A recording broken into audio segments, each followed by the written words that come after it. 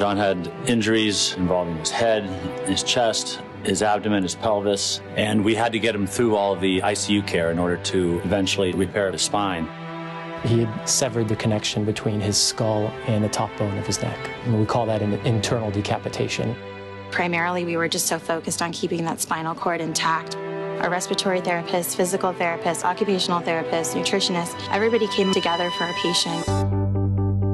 We really didn't know the extent of his injuries. We were all by John's side, though, the whole time, and he was never left alone. 6 days later, he was stable enough to take to the operating room and formally fix his neck. When he started waking up, we were so excited. I remember bits and pieces along the way, like my parents telling me what happened, but it just never really clicked. This kind of injury, more than 95% are killed almost immediately. And John is one of that miraculous few. Baseball is a game of dealing with adversity, and so this was sort of the same thing.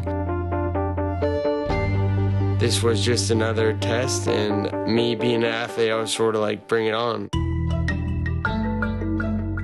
UC Irvine is the only level 1 trauma center in Orange County, and as such, we have a whole team approach to managing trauma patients 24/7. Everybody that came on in and really kept us up to date on what John's condition was around the clock was amazing. They're a very team-oriented family, and they fit right in with all of us. And that kind of practice and teamwork is what makes it possible at a center like this. Everyone was just real kind-hearted and really cared about me and my family there. We found out early on that family, faith, and friends, really, there's nothing else. There's nothing else that really matters, and we consider UC Irvine family. He's still improving. He's just gotten stronger. He works real hard. He works out. Life is normal almost now. I mean, I'm working. I was sitting in this pizza joint, and I look up at the screen, and it's John. I was like, that is the same guy that I saw on the CT scanner, and look at him now out there walking. I have 3 tattoos on my body. Firefighter crest, Dr. Badia's signature on my neck, and then on my chest, above my heart, forever remembered. I did that for my friends. It's a good reminder, live every day the way it should be lived.